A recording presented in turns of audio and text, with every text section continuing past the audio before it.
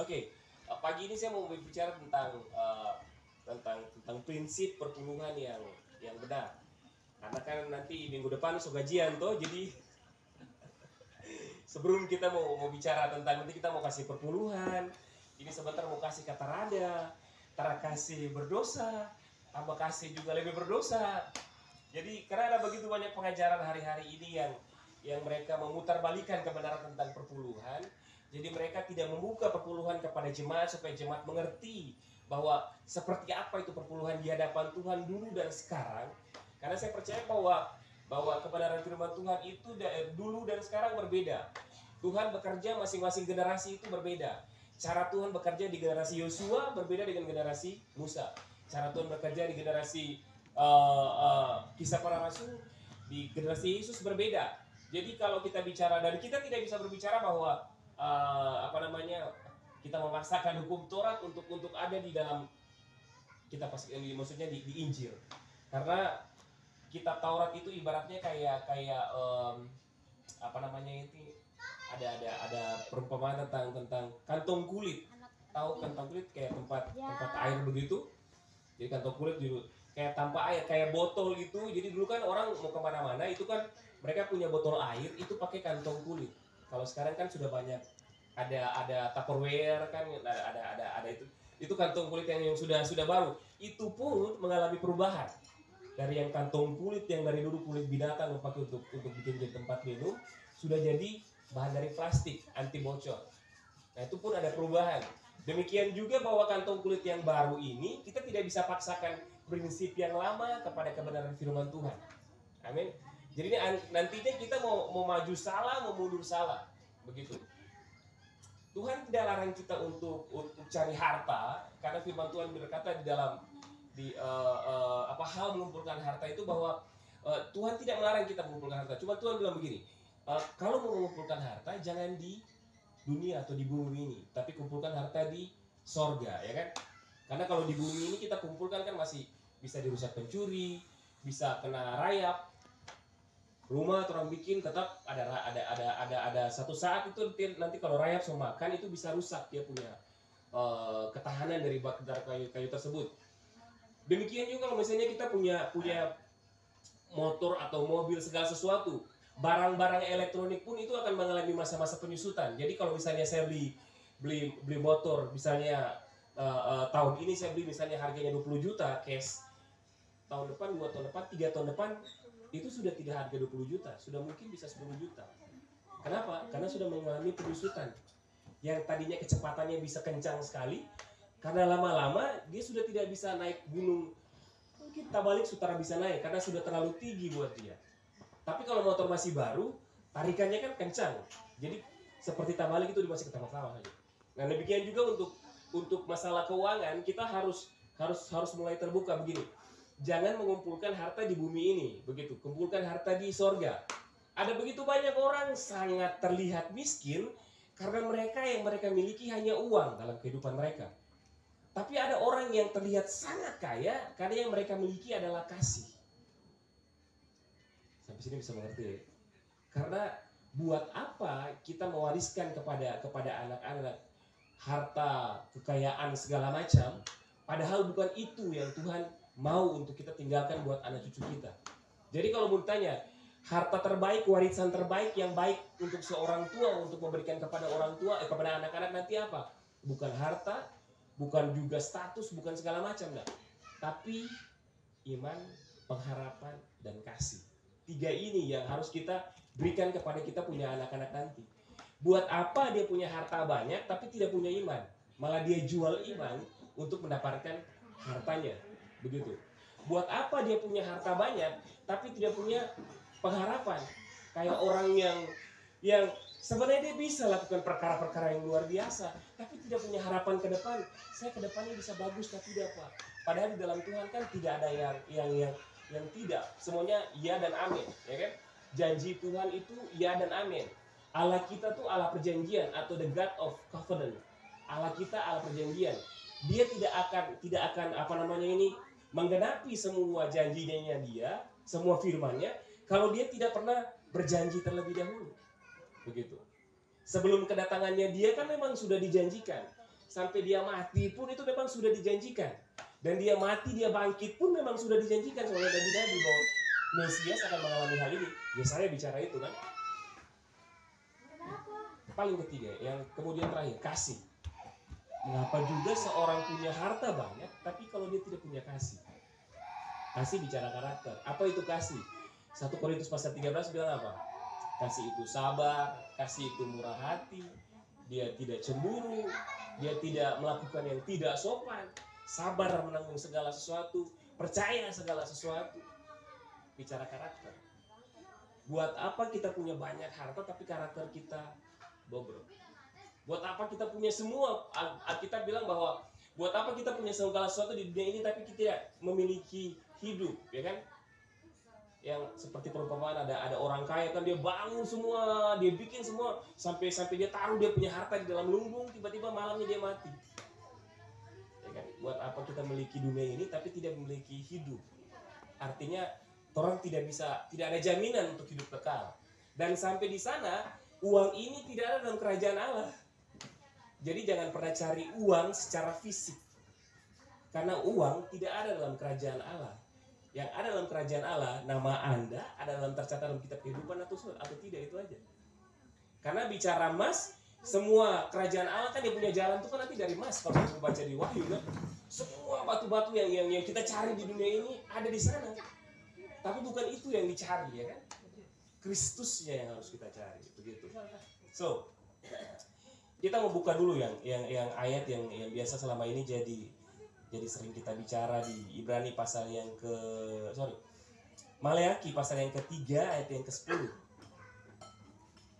Maleaki pasal yang ketiga ayat yang ke-10. Maleaki pasal yang ketiga ayat yang ke-10.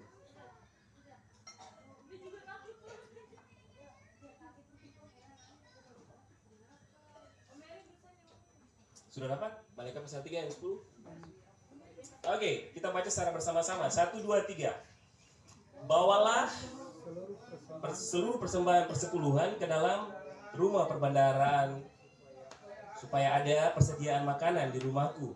Dan ujilah aku, firman Tuhan semesta alam, apakah aku tidak membuka tingkap-tingkap langit dan mencurahkan hujan berkat yang melimpah sampai apa? Engkau berkelimpahan. So firman Tuhan berkata di situ bahwa bawalah seluruh persembahan perpuluhan ke dalam rumah perbendaharaan rumah Tuhan. Dia bilang perbendaharaan rumah Tuhan, bukan rumah hamba Tuhan. Yang terjadi banyak sekarang ini bahwa pendeta-pendeta mereka bawa perpuluhan, orang bawa perpuluhan tapi mereka bawa untuk dirinya sendiri, bukan untuk rumah Tuhannya. Pak, rumah Tuhan dengan rumah hamba Tuhan itu dua hal yang berbeda. Rumah Tuhan gereja. Dan gereja itu bukan organisasi. Gereja itu komunitas, gereja itu keluarga. 2-3 orang berkumpul dalam namaku, gereja. Bahkan firman Tuhan bilang apa? Atau tidak tahukah kamu bahwa tubuhmu adalah apa? Bait Allah. Dan doa Allah diam di dalam kamu. Jadi gereja yang pertama itu adalah tubuh. Kita nggak bisa bicara bahwa uang ini bawa ke sayanya begitu, ke keluarga saya aja, tidak bawa ke komunitas gereja yang sebenarnya begitu. Karena gereja ini tidak akan pernah jadi tempat untuk kita punya kedewasaan rohani tanpa ada covenant dan komitmen, tanpa ada perjanjian sesuai dengan firman Tuhan dan komitmen. Sebuah pernikahan bisa kuat karena komitmen. Apa komitmennya? Bahwa sampai kematian yang memisahkan harus tetap setia. Tidak ada yang lain. Karena kalau mau dipikir begitu menikah, begitu katakan. Ada juga kan maksudnya mantan-mantan yang belum selesai, masih ada rasa sama yang lain gitu. Begitu menikah, ya nanti kematian, semoga bahagia, nanti sampai maut yang memisahkan. Terus perempuan berdiri di sebelah, kita DP maut. Karena perempuan-perempuan begitu kan yang tak suka orang berumah tangga bahagia, karena alasan masih ada rasa sama mantan. kalau dia memang yang terbaik, dan kalau memang dia yang paling terindah dan dia paling baik di antara yang lain, tidak mungkin jadi mantan. Karena yang terbaik tidak akan pernah jadi mantan.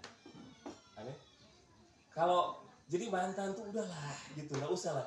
Kalau Anda sudah di dalam sudah menikah secara sudah dikuduskan di sini, satu itu aja, komitmen itu, kesetiaan sampai kematian itu yang bikin kita kuat. Satu saat nanti waktu digoyang sana goyang sini, kita santai aja, berapa komitmen kita kuat. Makanya gereja juga begitu, tanpa komitmen dan covenant dan perjanjian sama Tuhan, gereja tidak akan menjadi gereja yang mendewasakan orang secara rohani, tapi jadi tempat bermain anak-anak. Karena semua di sana anak-anak. Kita cuma kumpul bermain aja kayak PAUD gitu kan, main-main sama karakter kita, main-main sama Tuhannya. Kita nggak serius sama Tuhan begitu. Gitu. Church become club ketika kita kehilangan covenant. Gereja jadi hanya klub atau perkumpulan biasa. So hati-hati. Bahkan sampai saat ini ada banyak gereja-gereja yang besar ditutup di Eropa, Pak.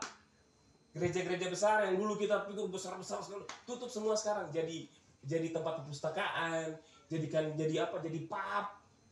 Di Amerika sekarang, di Inggris sekarang sedang terjadi. Jadi apakah kita masih berpikir bahwa gereja itu harus gedung saja begitu? Yang penting saya datang begitu ketemu. Tuhan nggak butuh fans yang karbitan. Yesus butuh murid yang militan. Murid yang militan, orang mau tolak, dia tetap maju. Wah, segala macam tetap maju. Karena kebenaran. Itu militan. Militan kita militan tuh punya arti yang militan tuh maksudnya begini, yang radikal gitu. Karena ada orang yang Kristen radikal tapi radikalnya salah. Ya kan? Ada radikal yang sampai bunuh orang. Nah, itu radikal yang salah, begitu. Tapi radikalnya ini maksudnya radikal tuh kepanjangannya mengerti rahasia didikan Allah. Itu maksud radikal. Jadi kita militan tuh kita radikal sama Tuhan. Kita sekali Tuhan panggil kita untuk melayani Tuhan, melayani. Sekali kita komitmen untuk kebenaran firman Tuhan, sudah. Itu aja, tidak ada yang lain.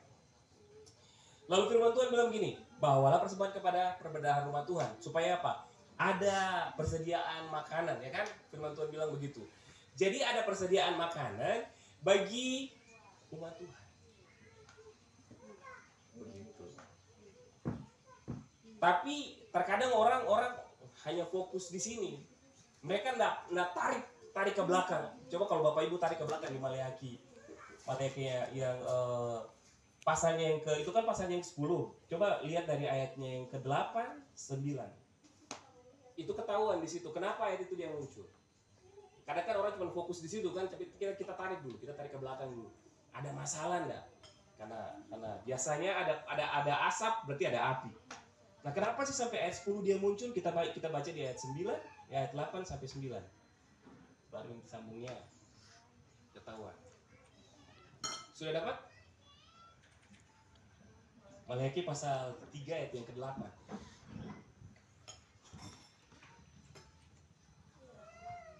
9, 10. 8, 9. Oke. Maleakhi pasal 8 nanti sampai ayat 9. Oke.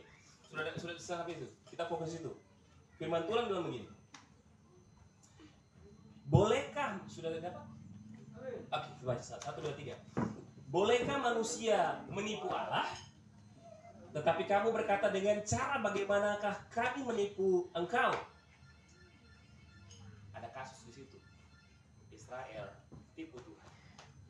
Wow. Masalahnya jangan pernah bangga jadi orang Israel. Ada orang suka mengagungkan Israel. Nah, Israel itu bangsa yang paling keras kepala, tegar tengkuk. Makanya Tuhan hajar dia. Ini yang dia bikin. Dengan cara bagaimana kami menipu engkau, kata mereka. Lalu firman Tuhan bilang apa di situ? Mengenai persembahan persepuluhan dan persembahan khusus. Lalu dia bilang sih, ayat yang ke-9. Kamu telah kena kutuk, tetapi kamu masih menipu aku. Ya, kamu dan seluruh bangsamu. Jadi sebenarnya Israel itu ada masalah sama Tuhan. Dong sekena kutuk, tapi lo masih tipu Tuhan. Kita terlalu fokus di ayat 10, jadi kita lupa penyebabnya kenapa sampai ayat 10 terjadi. Nah, ada bangsa lain yang bisa kena kutuk, terus terkutuk, masih tipu Tuhan juga. Cuman bangsa Israel, Pak. Meskipun Tuhan benci sama bangsa-bangsa lain, bangsa-bangsa kafir seperti Niniwe, tapi Tuhan punya janji yang besar buat Niniwe waktu itu. Yunus diutus ke Niniwe kan? Tapi Yunus adalah gambaran seorang hamba Tuhan yang terjebak dengan doktrinnya dia sendiri. Makanya baca firman Tuhan, jadi gereja, jadikan firman Tuhan itu sebagai nilai atau gaya hidup. Jangan pernah jadikan firman Tuhan sebagai doktrin, Pak. Yang bikin gereja pecah karena doktrin. Karena orang Katolik merasa bahwa saya gereja paling awal ini. Orang Protestan bilang saya lebih bagus daripada Katolik. Saya protes semua. Orang karismatik bilang mereka tidak punya Roh Kudus. Apa yang bikin begitu? Doktrinnya. Akhirnya terpecah. Mereka tidak jadikan firman Tuhan itu sebagai gaya hidup atau nilai-nilai hidup untuk mereka pakai gaya kehidupan ke depan. Ini yang saya pakai. Begitu. Jadi kalau misalnya itu doktrin, dia ngotot. Makanya jadi sinode kiri kanan karena doktrin kan. Berusaha angkat satu kebenaran yang bukan kebenaran, tapi pakai satu cara untuk lalu dikasih ayat jadinya pembenaran di dalam. Ya. Kristen apalagi? Saksi Yehova yang saya sudah bilang kemarin, mereka tidak percaya Yesus sebagai Tuhan Juru Selamat. Tidak percaya Roh Kudus. Bilangnya Roh Kudus itu karena doktrin, ngotot. Gereja setan. Dulu parah yang berkembang sekali di Manado kan waktu itu kan. Karena doktrin juga, Pak. Ngotot juga, tapi sesat. Harusnya jadikan firman sebagai gaya hidup. Nah, Israel itu dia sudah kena kutuk, masih menipu Tuhan waktu itu. Stop bangga-banggain Israel. Stop bilang, mari kita doakan dia, karena diberkatilah barang siapa yang memberkati Israel. Terkutuklah siapa yang mengutuk. Celah, doktrin juga tuh. Supaya Israel kelihatan lebih. Padahal Tuhan tidak datang buat Israel lagi. Tuhan datang pertama untuk menyelamatkan Israel karena memang dia orang Israel. Sebagai hakim dia pertama. Sebagai Mesias dia datang pertama kali. Tapi Israel tolak dia, salibkan dia kan buktinya. Tiap hari dia bikin mujizat di situ. Tiap hari, tapi mereka juga yang salibkan dia waktu itu. Yang waktu ditanya, Barabas atau siapa yang saya bebaskan, dan mereka berdiri, bebaskan Barabas bagi kami. Padahal mereka ini yang lihat mujizat. Artinya apa? Bahwa tiap hari kita dengan mujizat pun tanpa perjumpaan pribadi dengan Kristus tidak bikin kita jadi Kristen yang baik, Pak. Amin. Terbukti mereka tiap hari dapat mujizat, tapi masih jual Yesus juga, Pak. Nah, ada jaminan. Apalagi kalau kita jadi Kristen, lalu nggak betul-betul bertumbuh di dalam, nggak betul-betul dengar firman Tuhan, lakukan. Karena ditanya, Pak, saya bahagia, saya kayaknya hidup ini saya tidak bahagia. Firman Tuhan bilang, standar bahagia itu cuma satu, lakukan firman Tuhan atau tidak. Karena firman Tuhan kan bilang, berbahagialah barang siapa yang bukan cuma mendengar, tapi melakukan. Jadi kalau yang mendengar tapi tidak melakukan, tidak berbahagia.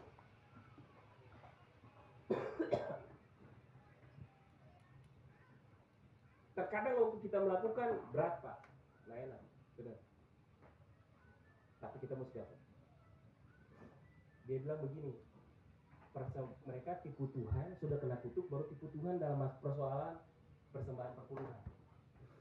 Lalu dia bilang begitu, setelah kasih persembahan perpuluhan supaya ada makanan di rumah Tuhan, supaya nanti kalau ada orang kan dibilang bahwa pelayanan yang paling terbaik itu bukan pada saat kita bisa bikin mujizat, pada saat kita bisa menyembuhkan orang sakit, pada saat kita bisa membangkitkan orang mati. Karena 3 orang ini pada saat itu pada kali yang kedua dia bilang apa? Aku tidak mengenal engkau. Matius 7 ayat 21, nyala engkau karena aku tidak mengenal engkau. Lalu Tuhan bilang, yang bagaimana? Tuhan bilang, ketika aku lapar, kau tidak memberi aku makan. Ketika aku haus, kamu tidak beri aku minum. Ketika aku di penjara, kamu tidak kunjungi aku. Ketika aku sakit, engkau tidak merawat aku. Ketika aku seorang orang asing, kamu tidak memberi aku tumpangan.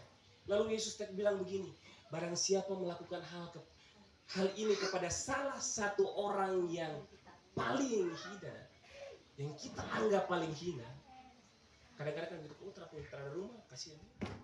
Bagus. Tara duit, kasihan.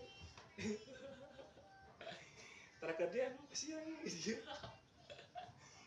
Terhina. Tapi firman Tuhan bilang apa? Ketika kita melakukan itu kepada salah satu orang yang paling hina, Alkitab bilang apa? Kita melakukannya buat Tuhan.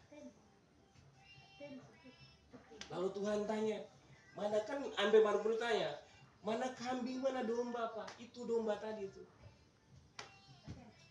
Waktu orang lapar kita kasih makan. Jadi harusnya gereja kasih makan orang. Bukan orang bawa makanan.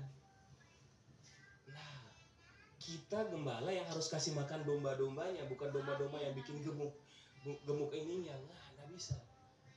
Ada yang salah kalau kita hanya kita datang lalu kita butuh orang punya segala sesuatu buat kita untuk kita gode secara fisik, ya kan? Bahkan sudah banyak Pak di kota-kota itu, wih, gila,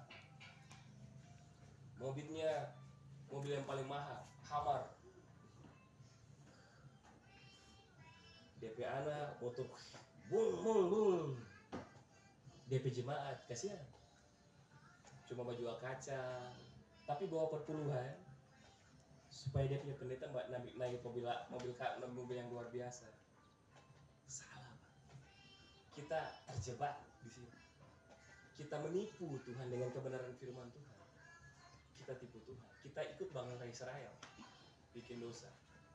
Harusnya perbandingan rumah Tuhan ini tuh gereja kasih makan dia. Itu yang benar. Bukan kita balik gitu.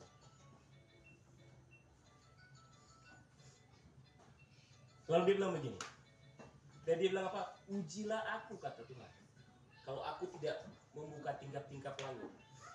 Kapan kita bisa uji Tuhan? Karena orang bilang tidak boleh kita uji Tuhan. Nggak bisa uji Tuhan di situ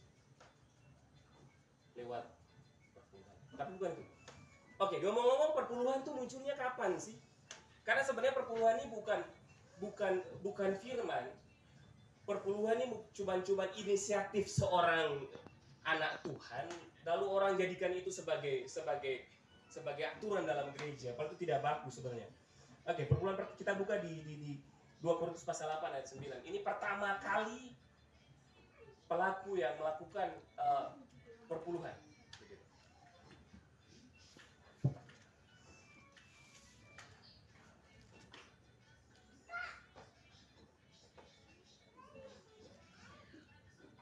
Ibrani pasalnya yang ke-7 ayat yang 1.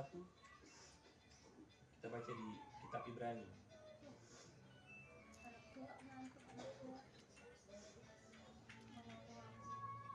Kitab Ibrani pasal yang ke-7. Sudah dapat? Ya. Nah, kita baca di situ. Oke. Nah, sudah oke, kita baca satu-satu dari nanti jelas di situ kita akan temukan siapa sih sebenarnya yang pertama kali memperlakukan perpuluhan. Oke. Kita baca ayat per ayat. Di situ judulnya Kristus dan Melkisedek. Lalu dia bilang di situ apa? Sebab Melkisedek adalah Raja Salem dan Imam Allah yang Maha Tinggi. Ia pergi menyongsong Abraham ketika Abraham kembali dari mengalahkan raja-raja dan memberkati dia. Kepadanya pun Abraham memberikan apa? 1/10 dari semuanya. Jadi yang melakukan pertama kali siapa? Abraham. Abraham bapak segala orang beriman. Dia dapat janji bahwa melalui kamu seluruh bangsa akan diberkati, kan dia bapak orang beriman. Oke, Oke, kemudian dia bilang begini. eh, Kepadanya pun Abraham memberikan seperluruh dari semuanya. Menurut arti namanya Melkisedek adalah apa? Pertama-tama raja kebenaran, juga raja Salem atau Yerusalem, yaitu raja damai sejahtera. Kemudian dia bilang di situ ayat yang ketiga, dia tidak berbapa, tidak beribu, tidak berselisih, harinya tidak berawal dan hidupnya tidak berkesudahan. Dan karena ia dijadikan sama dengan anak Allah, ia tetap menjadi imam sampai selama-lamanya. Kristus malah mari dibilang dia sama dengan anak Allah tuh, Yesus juga sama dengan Melkisedek karena dia tidak berbapa, tidak beribu, pemerintahannya tidak berakhir. Yesus kan dia jadi imam buat kita sebenarnya. Karena waktu dia mati genaranya kan dia punya darah tercurah, lalu dibilang bahwa ketika kebangkitannya dia, tabir dari di bait Allah itu kan terbelah. Yang bikin batas antara ruang kudus dengan ruang maha kudus, ya dengan ruang maha kudus dengan ruang kudus dengan pelataran itu kan cuma satu kayak tirai begini.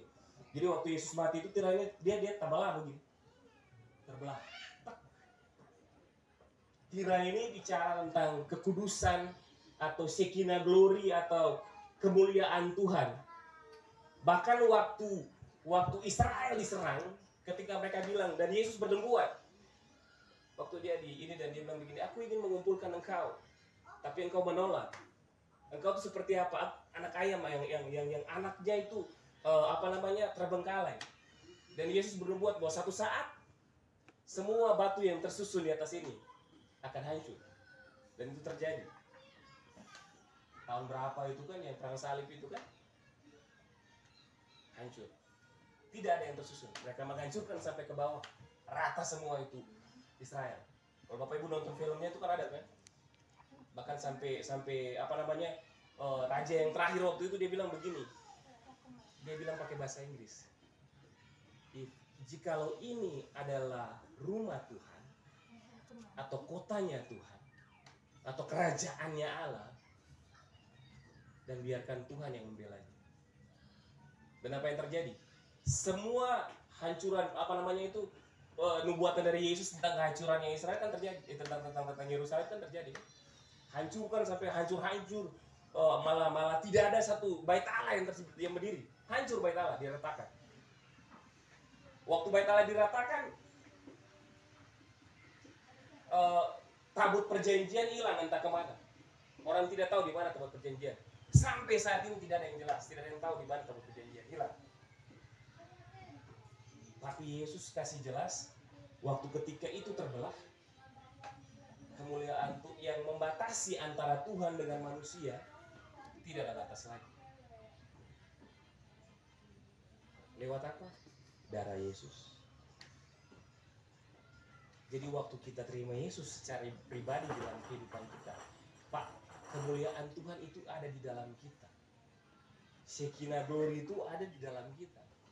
Jadi kita tidak perlu datang ke ruang untuk ketemu Tuhan, harus ke ruang Maha Kudus lagi. Kita 1 kali 24 jam bisa sambil di atas motor, di mana saja kita bisa sambil Tuhan tolong saya. Kita bisa berdoa. Jadi dengan adanya terbelah itu tidak ada pembatasan lagi. Kita bebas menyembah Tuhan, masuk berdoa kapan saja begitu.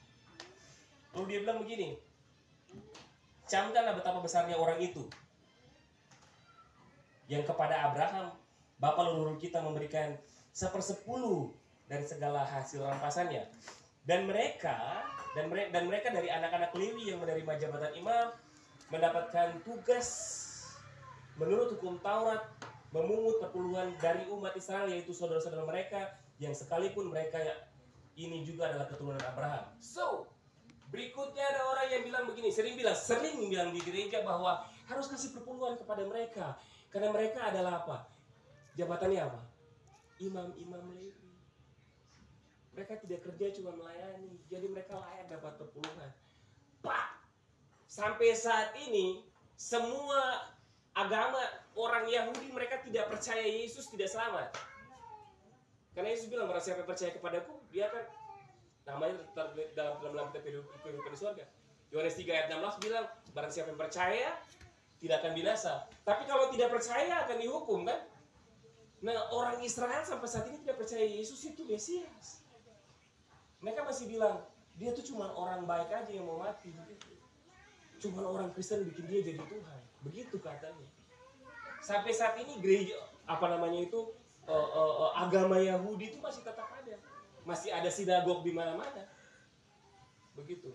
Dan mereka bilang begini, kita suka bilang bahwa orang-orang Lewi yang punya hak, untuk waktu itu memang imam orang yang dari suku Lewi yang punya hak melayani Tuhan, dan mereka tidak melakukan pekerjaan yang lain selain melayani Tuhan. Jadi mereka disuruh untuk semua suku-suku lain kasih perpuluhan kepada imam Lewi. Tapi begitu masuk ke sekarang, maaf nih, malah sampai kemarin kita ketemu dengan orang-orang yang masih jadi rabi di agama Yahudi ini. Ketika ditanya, Pak, apakah Anda kan rabi, mereka kita kan pendeta, ya kan? Mereka rabi, pakai itu panjang tuh, bawa kacamata, topi kayak topi koboi begitu. Itu kita bicara pakai bahasa itu. Lalu kita bilang, bagaimana? Apakah kalian masih menarik perpuluhan? Mereka bilang, kami para rabi-rabi semua seluruh dunia tidak menarik perpuluhan. Loh, kenapa tidak menarik perpuluhan? Lalu mereka bilang, karena kami bukan keturunan Lewi secara satu garis keturunan. Jadi mereka sudah keturunan Yehuda, tapi punya kepanggilan melayani. Mereka melayani. Sudah keturunan-keturunan yang lain, bukan lagi keturunan Lewi. Lalu kenapa kita yang bukan keturunan Lewi, kita punya marga lain, kita paksakan diri kita bahwa kita keturunan Lewi. Pantas rapat itu dia. Tapi ujung-ujungnya kita memperkaya diri kita sendiri. Kita bikin susah orang lain. Itu yang terjadi sekarang. Sampai orang takut untuk datang ibadah hanya gara-gara dia tidak bawa persembahan. Orang takut datang ibadah hanya gara-gara dia tidak punya perpuluhan untuk kasih. Sampai ada orang lain datang, Pak, kita tidak bisa datang ibadah. Iya, penting kita punya perpuluhan, kita persembahan. Hei, Tuhan tidak tertarik dengan kita punya uang. Tuhan tidak butuh dengan kita punya uang. Tuhan butuh kita punya pribadi. Tuhan butuh hati kita. Tuhan tidak butuh uang. Kalau dia butuh uang, dia butuh uang, dia tinggal bilang, saya lagi tidak ada dana. Saya lagi butuh dana untuk lagi bikin saya punya kerajaan. Lalu kalau Tuhan jual bintang satu buat kita repot mau bayar pakai apa kan? Saya butuh uang. Saya jual bintang satu itu lu beli kah? Bingung orang. Bintang satu. Ya ampun. Hotel bintang 5 satu mau beli saya setengah mati, apalagi bintang yang sebenarnya, ya ampun. Susah, kita nggak bisa. Makanya kita butuh uang. Dia butuh pribadi kita. Kenapa? Karena kita diciptakan sama atau serupa dengan dia. Dia pengen cari yang sama. Mana? Saya punya kembaran mana? Itu yang dia cari. Dia pengen ketemu sama kita. Dia tidak butuh fisiknya kita. Dia tidak butuh itu. Dia tidak butuh dengan segala kekuatan. Dia tidak butuh itu. Dia tidak tertarik dengan itu. Kalau untuk katakan cinta kan sudah tidak butuh lagi kan, lah.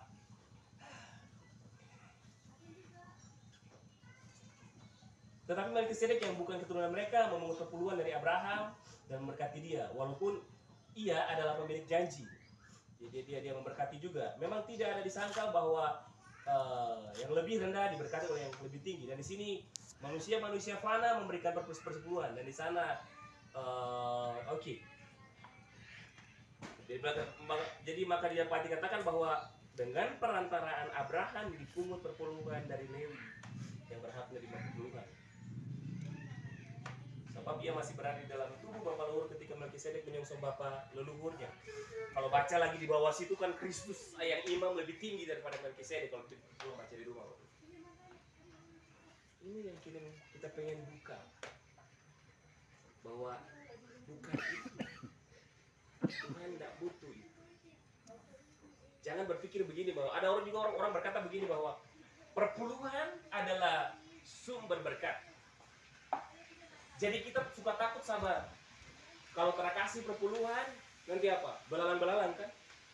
Belalang pelahap, pelompat, pengirik. Bapak Ibu kalau terakasih, nanti Bapak Ibu terkutuk. Bapak Ibu kalau terakasih, itu tidak akan yang jaga Bapak Ibu penjaga. Harta benda. Jadi kau tuh hanya kasih tahu orang dengan belalang, tidak kasih tahu kebenaran tentang kasih karunia yang dimana Yesus telah menebus mereka lebih dari belalang itu. Kau suka bikin takut dengan belalang, seolah-olah jemaat itu belalang. bukan cuma belalang pelahap, pelompat, pengirik, ada lagi belalang tempur. Satria baja hitam pe. Kalau yang tahu lah gitu kan, pernah nonton Satria baja hitam? Itu dulu kan dia punya kendaraan namanya belalang tempur. Kita suka bertempur pakai belalang. Kita lupa kasih tahu kebenaran bahwa itu dia bukan sumber berkat. Itu cuma cara kita untuk kita cari. Sumber berkat itu Yesus sendiri, Pak.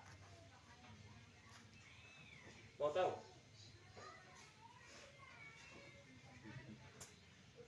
2 Korintus pasal yang ke-8 ayat yang ke-9.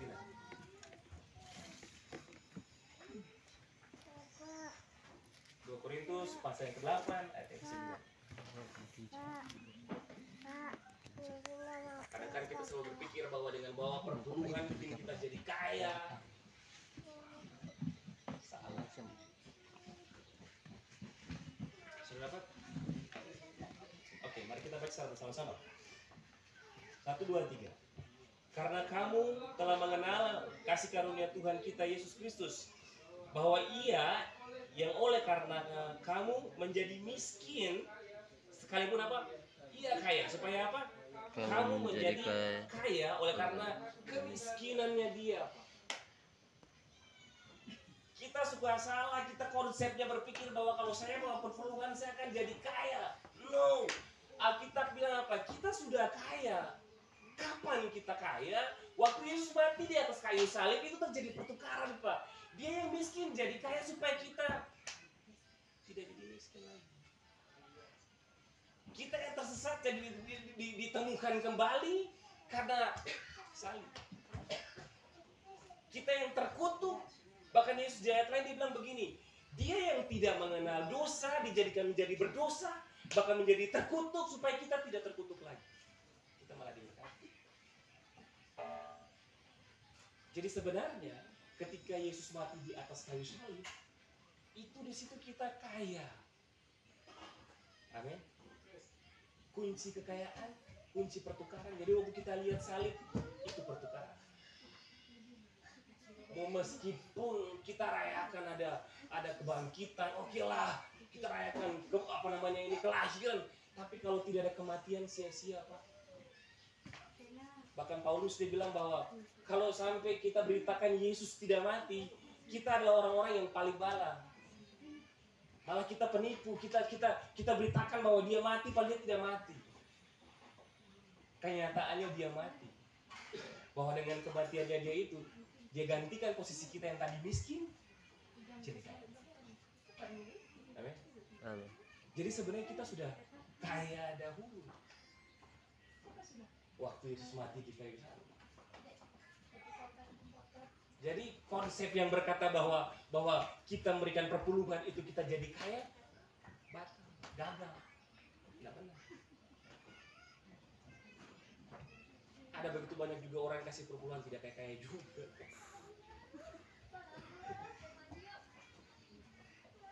Bahkan firman Tuhan bilang apa? Ada orang yang memberikan hartanya dengan maksudnya sering royal, berikan segala macam, tapi berkekurangan.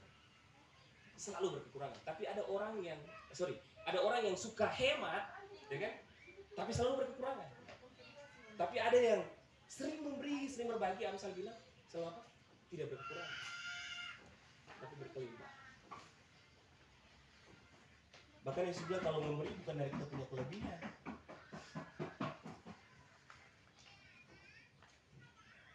Ini dia ayat yang paling jelas. So, di Efesus 2 ayat 15.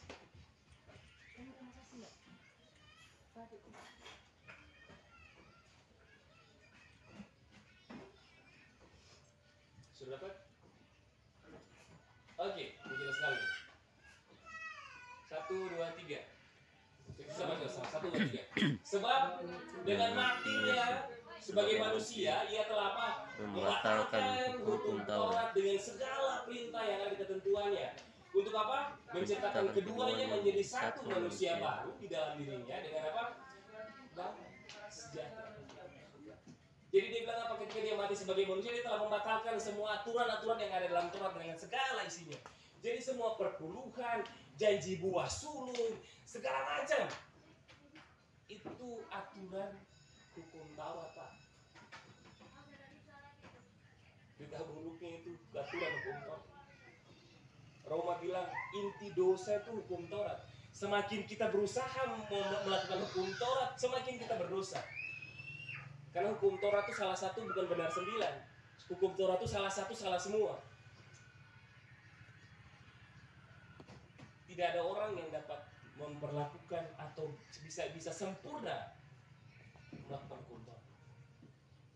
Makanya Yesus bilang apa, dengan kematian sebagai dia mati sebagai manusia, dia membatalkan semua. Jadi dia menghancurkan semua yang jadi selama ini kita disuruh bawa, disuruh kasih itu nggak usah. Yesus sudah mati, Yesus sudah tebus semuanya itu. Nah, kita mesti berubah. Jadi kita jadi Kristen sudah bukan yang anak-anak lagi yang ditipu-tipu orang segala macam. Ngerti kita kenapa. Dengan segala ketentuannya, Yesus batalin semua dengan mati dan kayu salib. Bahkan dia bilang apa, sekali untuk selamanya dia menebus hidup kita. Dan dia menciptakan keduanya itu menjadi satu manusia baru dalam dirinya. Apa bicara manusia baru? Ketika kita bertobat, menerima Yesus sebagai Tuhan Juru Selamat, kita menjadi apa? Manusia baru. Lahir baru, kata lain. Jadi kita kalau sudah lahir baru, kita tidak usah bikin-bikin yang aturan-aturan itu, Pak. Capek kalau kita sudah jadi manusia baru dan Yesus sudah bilang bahwa tidak usah kasih, tapi tuh masih berpaksa kasih. Tuhan bilang, free, tuh paksa bayar. Tuhan bilang, sudah urus ini gratis, kayak urus apa tuh, KTP itu kan sebenarnya gratis. Cuma sometimes kita pengen bayar biar cepat kan, biar gitu ya. Tapi kalau ikut sebenarnya kan itu gratis, Pak. Cuma kita maksa bayar, aneh. Yang jalan kayak apa di muka Pak, apa sekarang diam. Terus ada orang kasih makan, Pak, makan sudah, nanti kita yang bayar. Habis makan begitu, kadang gitu kan, makan. Oh, sampai sudah dia bayar. Kalau orang dan tambah misalnya ada 2 orang, jalan, makan, tapi makan saja. Terus saya makan, bayar, yuk. Baru tiba-tiba datang lagi tuh, baru tuh bilang, tante, bikin apa? Tadi bayar, iya bayar.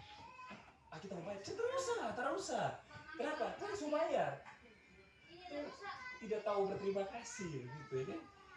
Seperti orang sudah bayar, traktir orang makan, tapi orang masih paksa mau bayar lagi, begitu. Sebenarnya tidak perlu, Pak. Karena kalau orang berusaha membayarnya, hanya ada apa? Kesia-siaan. Lalu orang bayar lagi, terus dampaknya apa? Coba. Hutang itu sudah dibayar, atau paksa bayar sudah dibayar apa? Dampaknya apa? Ya kan? Tiba-tiba ada tagihan listrik misalnya begitu, sudah dibayar. Datang sana baru, Pak. Petugas PLN tanya, kenapa Pak? Ada yang bisa dibantu? Iya, saya mau datang mau bayar listrik, Pak. Pak, sudah dibayar. Betul, sudah bayar? Iya, ini buktinya, ini struknya, dan Bapak sudah tidak ada tagihan lagi. Ini tanda pembayarannya itu.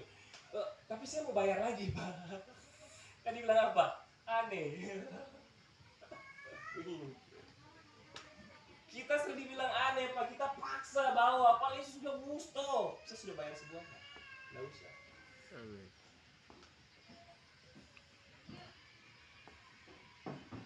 Jadi stopnya kasih orang bodoh-bodoh turun dengan ini. Lalu apa yang harus kita lakukan di dalam coba kita buka di Kisah Para Rasul 2 ayat 41 sampai 44. Kisah Para Rasul pasal 2 ayat 41 sampai 44. Ini cara hidup jemaat mula-mula pertama kali. Itu mereka, kenapa saya kasih, karena cara jemaat mula-mula ini adalah contoh dari jemaat yang mereka hidup sebagai manusia baru dalam perjanjian baru. Oke. Kita akan baca dari ayat 41 sampai 47. Tuhan bilang situ, oke kita baca saja. Orang-orang yang nanti kita mau lihat di sini, apakah di dalam perjanjian baru ini harus kita kasih 10 atau berapa? Kita bikin itu ada di sini. Ini udah perjanjian baru ya, udah bukan perjanjian lama lagi. Karena kan tadi sudah bilang bahwa perjanjian lama Tuhan sudah batalin semua itu. Dia tidak perlu. Lalu dia bilang apa? Orang-orang yang menerima perkataannya ya, memberi diri dibaptis dan kira apa? Hari itu jumlah mereka bertambah kira-kira 3.000 jiwa. Lanjut, mereka bertekun dalam pengajaran rasul-rasul, dalam persekutuan, dan mereka selalu apa? Berkumpul untuk memecahkan roti dan berdoa. Jadi penting sekali dalam pertemuan itu dia. Dan apa? Maka ketakutanlah semua orang, sedang rasul-rasul mengadakan banyak tanda-tanda, banyak mujizat dan tanda. Lalu dia bilang begini ya, next. Dan semua orang telah menjadi percaya, tetap bersatu. Ini dia. Dan apa? Segala kepunyaan mereka adalah apa? Kepunyaan bersama. Jadi dia bilang bahwa yang dorang punya, saya punya juga. Begitu. Terus. Dan selalu ada dari mereka yang menjual harta miliknya. Lalu apa?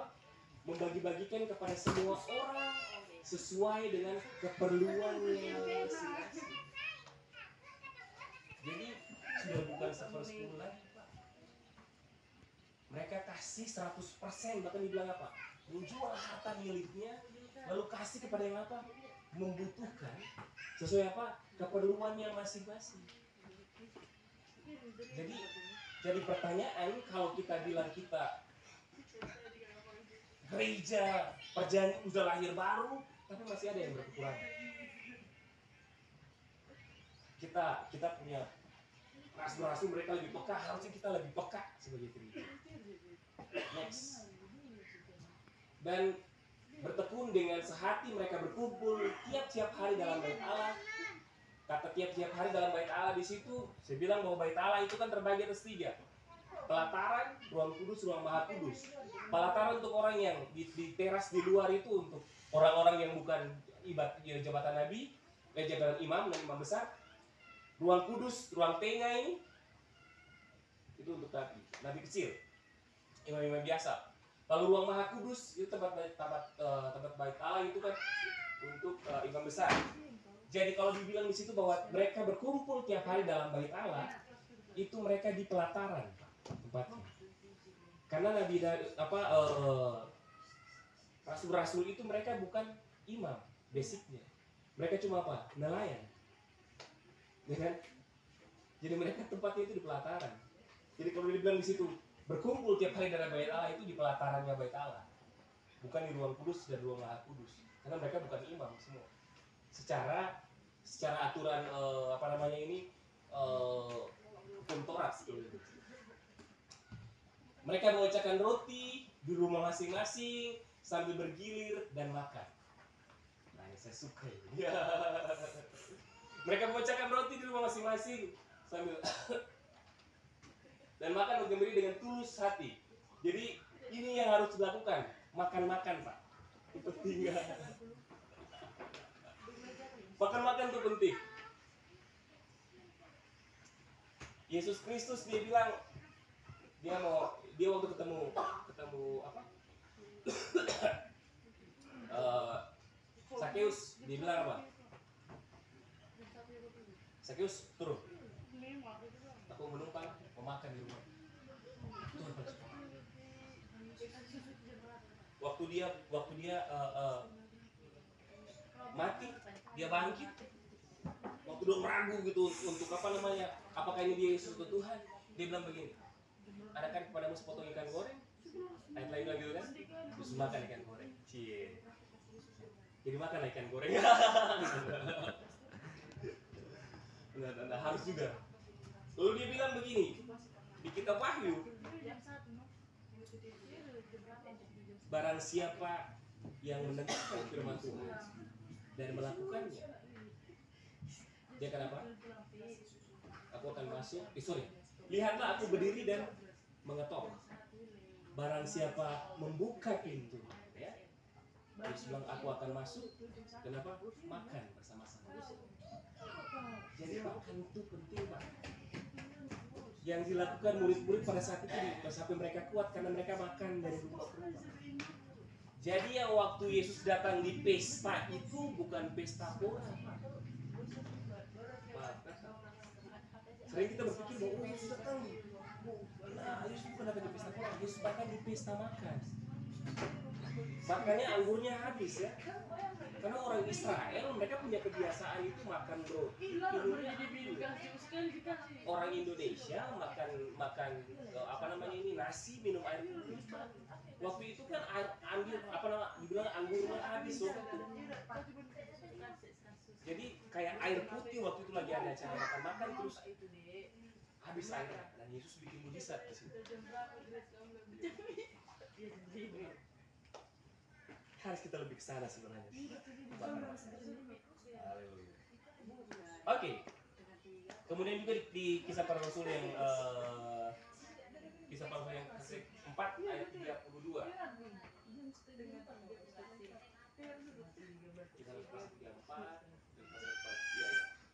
Kisah rasul 4 ayat 32 dan 33. Ini masih bicara tentang gaya hidup di pura-pura. Kita baca sampai 37. Oke, sudah dapat? Yang tadi. 4 ayat 32. Ini berarti ini yang tadi. Ayat 32 seperti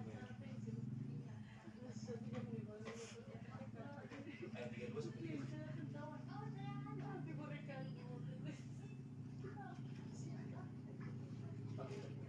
Kisah Rasul 2 ayat 41.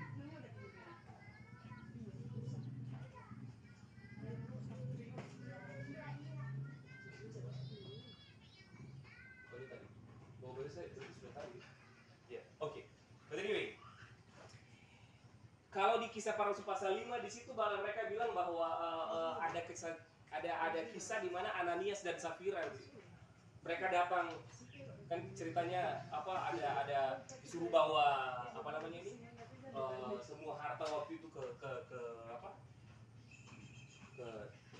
Rasul Petrus dan mereka jual tanahnya semuanya. Tapi waktu mereka datang mereka tidak kasih semuanya ke mereka tipu Rasul waktu itu. Lalu ditanya Safira, Ananias sudah jual semuanya ini? Semua sudah kasih? Iya. Tapi dia tahan sebagian. Tiba-tiba Tuhan panggil dia. Lalu kemudian datang lagi istrinya, ditanya lagi, sudah kasih semuanya? Iya sudah kasih. Tapi mereka tipu, mereka tahan sebagian. Artinya begini bahwa ketika Tuhan suruh kasih semuanya, kasih saja semuanya. Jangan pernah khawatir bahwa kita akan berkekurangan. Ya. Kasih semuanya.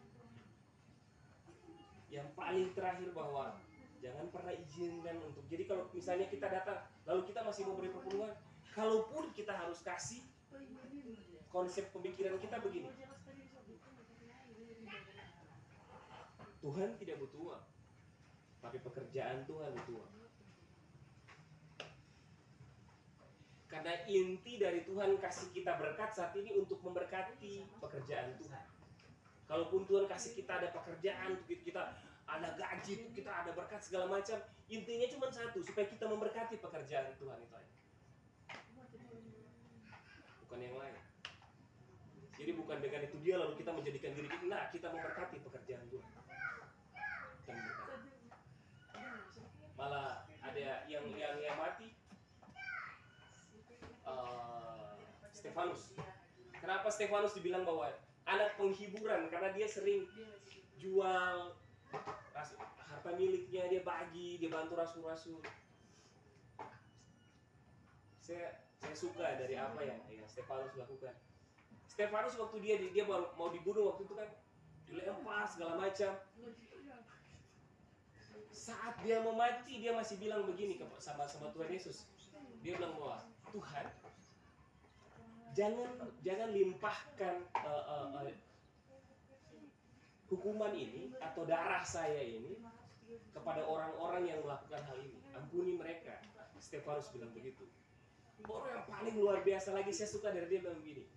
Dia berdiri, lalu dia melihat bahwa Yesus Kristus, anak Allah, berdiri di samping tahta Bapa sebelum dia mati itu. Saat dia lihat ke atas, Alkitab berkata bahwa Yesus naik ke sorga, lalu dia apa? Duduk di sebelah kanan Allah. Ya kan? The question is, pertanyaannya, kenapa Yesus yang tadi duduk tiba-tiba berdiri hanya gara-gara Stefanus, Pak?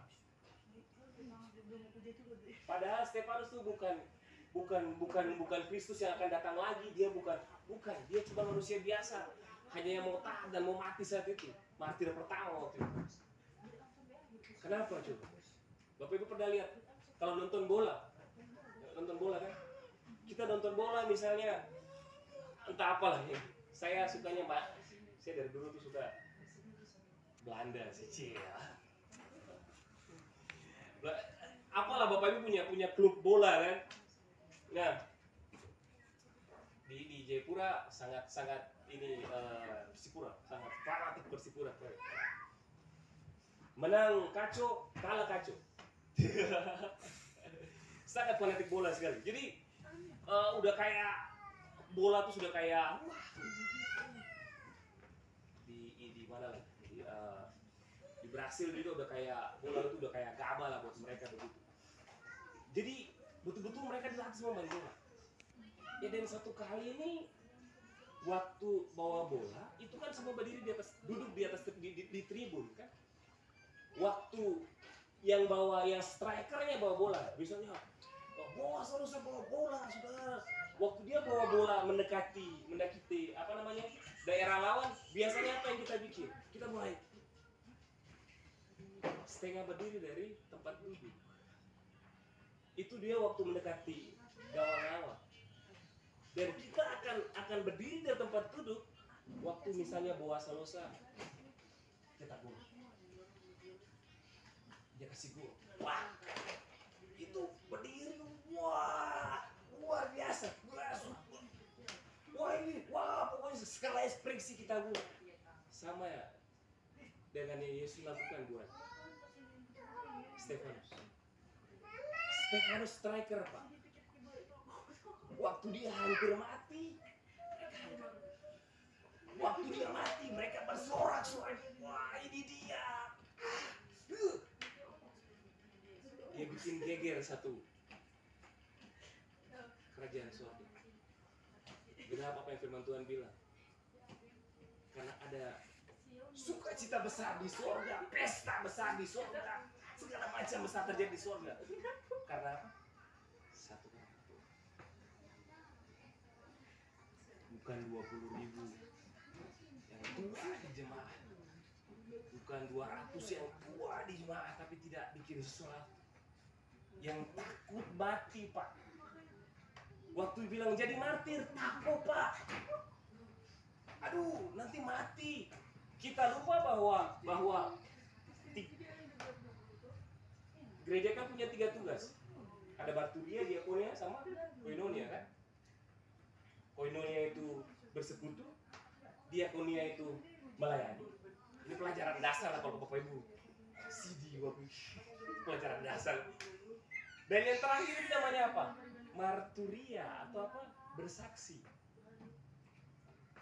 Jadi ketika kita bersaksi, kita jadi martir. Konsep orang berpikir harus martir itu mati. Justru kita bersaksi itu kita jadi martir. Kesaksian itu marturia. Orang yang bersaksi martir. Lalu kenapa kita masih takut bersaksi? Ayo. Saksikan saja bagaimana Tuhan ibahkan hidup kita. Saksikan bagaimana kita mengampuni orang-orang yang bersalah sama kita. Saksikan kepada mereka. Dan biarkan nanti Kristus yang jamah mereka lewat Roh Kudus mereka. Supaya kita jadi martir di situ, Pak. Amin. Terkadang Kita lebih taruh perasaan kita daripada Kristusnya, daripada untuk kita bisa mengampuni orang, bisa bersaksi tentang bagaimana Tuhan ubahkan saya begitu. Harusnya itu yang kita lakukan waktu kita lakukan itu. Dan kalaupun toh Tuhan izinkan kita untuk mati, kalau suara di sini, itu lebih baik. Karena orang yang tidak punya masalah di dunia ini orang mati. Hanya orang mati yang punya masalah. Selama orang masih hidup, dia tetap punya masalah. Habis makan, muka belakang kontra bisa berak, masalah. Habis minum banyak, terus tiba-tiba rasa mau kincing, terus ada orang, masalah. Terkadang kita pikir masalah tuh yang besar-besar. Nah, tiap hari pasti ada masalah, begitu.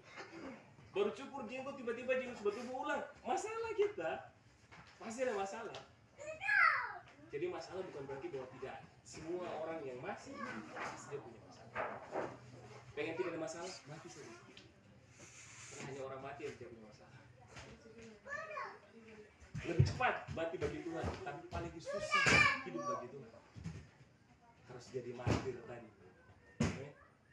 So kita berubah bahwa saya jadi martir harus mati. Tapi kita menghidupi kematian Kristus itu. Dengan tidak kita jadi budak untuk kita mesti lakukan aturan manusia yang bukan aturan Tuhan. Tidak. Yang sudah tebus kita dari segala kekuatan.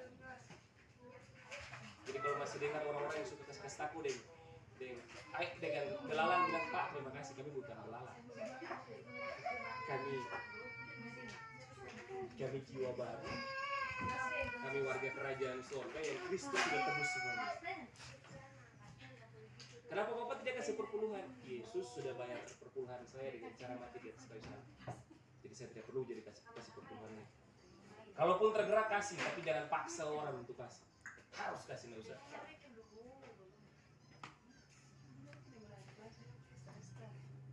Cuma gereja CP yang di Iwit, mereka tanya, kan kita setiap bulan itu ada setiap minggu ada pembinaan buat dia punya pembina. Mereka bilang, apa ini? Mereka minta saya jadi bapak mereka di situ. Saya bilang, Anda mau melayani? Iya. Mau melayani di sini? Iya. Kita mulai ibadah waktu itu mungkin cuma 20 orang. Sekarang sudah 500 orang. Tidak muat. Lagi 600. Menurut saya. Puji Tuhan sekarang sudah ada tempat baru Tuhan yang disiapkan. Saya bilang sama mereka, mau melayani? Iya. Yang biasa semua pelayanan di sini kan pasti dapat persembahan kasih dari gereja di sini. Iya. Mulai hari ini sampai selama-lamanya, semua orang yang melayani di sini, ya, tidak ada yang terima persembahan kasih. Bisa terima? Kalau tidak setuju, angkat tangan. Saya juga tidak mau dipaksa untuk jadi bapak rohani di sini atau jadi pimpinan di sini. Setuju, kita jalan. Saya pikir mungkin dia akan, pasti akan banyak keluar dari. Mereka tanya, Pak Pendeta, kenapa? Sampai Pak Pendeta begitu. Supaya teruji semua, mana hamba Tuhan uang dan mana hamba Tuhan yang betul-betul murni melayani hamba. Supaya jangan sampai orang cari Tuhan karena uang. Tapi yang terjadi apa? Banyak, tambah Pak. Bahkan sampai terakhir kemarin ada yang datang. Saya tidak tahu, terus dia main, tiap hari main apa? Keyboard. Sama di pianonya, namanya Angel. Ngobrol-ngobrol, saya bilang, kayaknya kamu bagus banget main. Dia bilang, Pak, saya sering main di JPCC. Saya nggak tahu ada orang JPCC main di sana. Saya bilang, nggak masalah, kamu tidak dikasih persembahan kasih.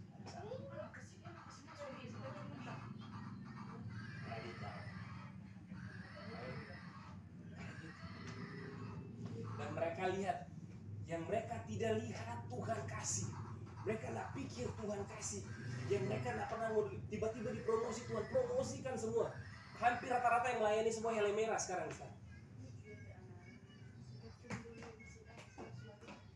Makanya saya sering bilang ke mereka, kerja saja, tidak perlu cerita.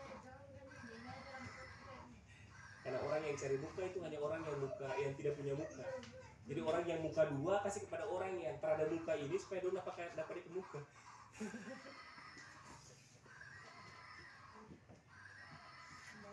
Saya pikir itu saja. So kita buka kita punya pola pikir bahwa prinsip perpuluhan yang benar itu bukan itu yang bikin kita kaya. Tapi Yesus sudah mati di atas kayu salib menggantikan kita yang harusnya kita miskin, kita jadi kaya. Amin. Dan bukan kaya secara hapus itu. Karena firman Tuhan bilang bahwa barang siapa yang ingin cepat kaya, mereka jatuh dalam berbagai macam pencobaan. Tapi kalaupun Tuhan mengizinkan Bapak Ibu diberkati dengan kekayaan, pakailah itu untuk memberkati pekerjaan Tuhan. Pakai itu. Dalam kekurangan kasih untuk memberkati pekerjaan. Amin. Stop, kita tidak melayani orang hanya gara-gara orang itu orang sakit baru kita tidak melayani mereka hanya gara-gara mereka tidak punya persembahan untuk kasih buat kita. Nggak usah. Kita harus melayani mereka orang-orang kayak gitu. Datang kasih uang, kasih buat mereka berobat, kasih makanan buat mereka, bukan mereka yang kasih makan kita. Supaya kontoran nggak bikin kita. Kebenaran itu akan selalu memerdekakan. Kalau ada kebenaran firman Tuhan yang tidak memerdekakan kita punya jiwa, dipertanyakan. Jangan sampai itu bukan kebenaran. Kebenaran. Kami bersyukur Tuhan untuk siang hari ini Tuhan. Saya percaya bahwa Tuhan sudah menebus kami di atas kayu salib supaya kami tidak ngemis-ngemis di hadapan Tuhan bahwa kami ingin kaya dan segala macam. Ampuni segala konsep berpikir kami ketika kami memberi perpuluhan dengan salah. Ampuni kalau kami selama ini punya pola pikir yang salah Tuhan ketika kami mau memberi. Berikan kami mau memberi tapi dengan konsep yang benar, kebenaran yang benar. Kami mau diubahkan Tuhan di siang hari ini.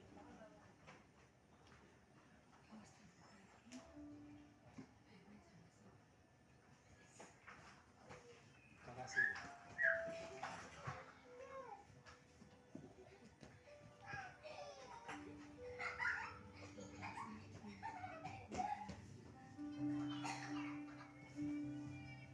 Ubahkan kami terus Tuhan. Ubahkan kami terus.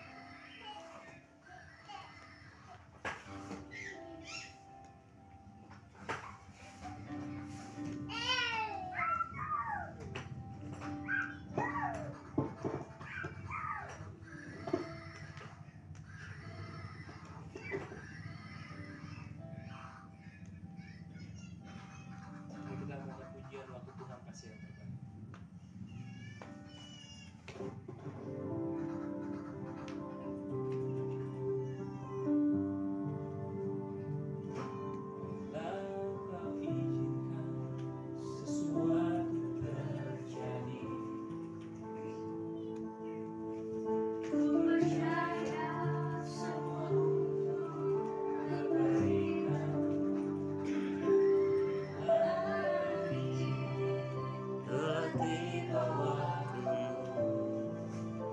Percaya kuasa-Mu memulihkan hidup.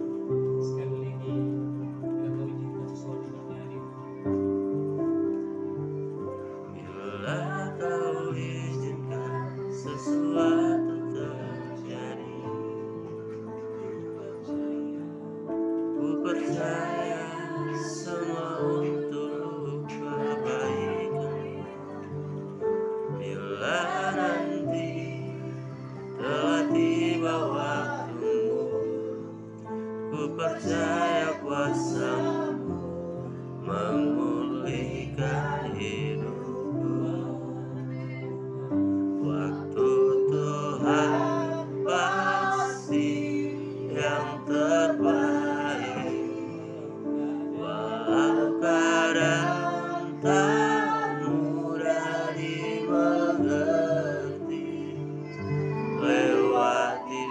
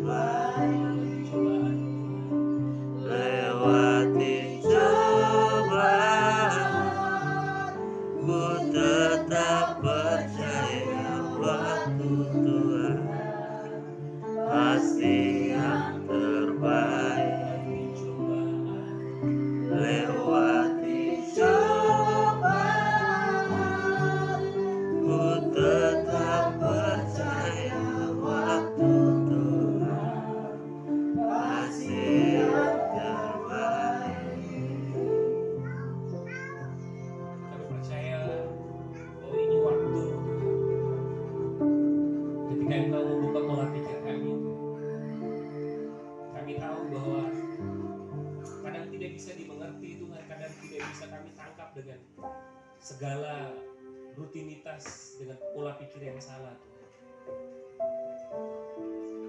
Lembutkan hati kami ketika firman ini ditaburkan. Biar ini jatuh di tanah yang gembur yang menghasilkan buah sampai 100 kali lipat. Ajar kami untuk berjalan ke depan tanpa ada tuduhan ketika kami tidak memberi persembahan perpuluhan. Agar kami berjalan ke depan menjadi orang-orang yang merdeka dan bukan orang-orang yang tertekan, bukan orang-orang yang karena keharusan segala macam Tuhan.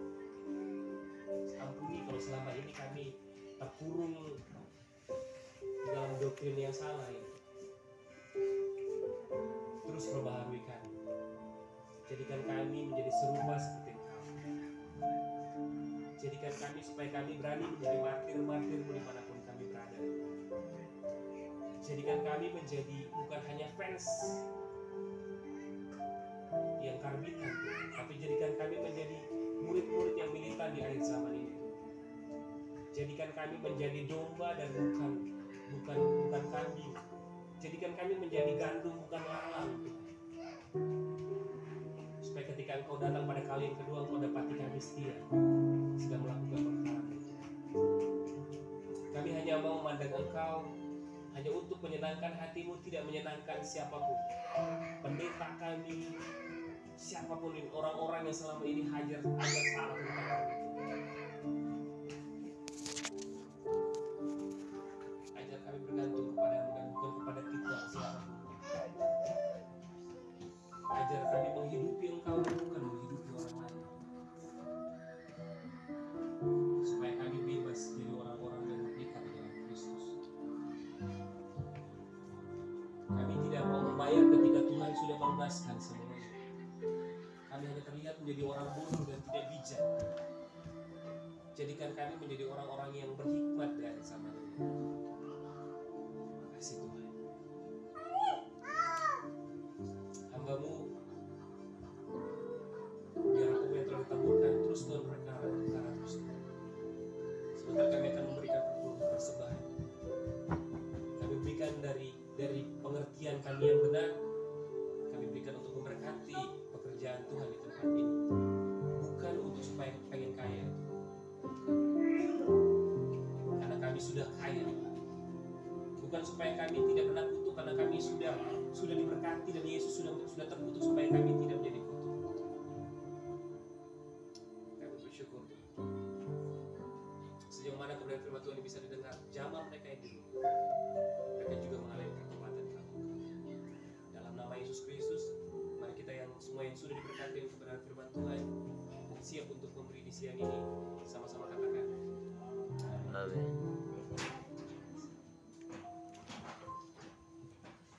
Puji Tuhan yang sumber kasih setiap kebenaran firman Tuhan, kita akan memberikan yang terbaik bagi Tuhan. Angkat pujian.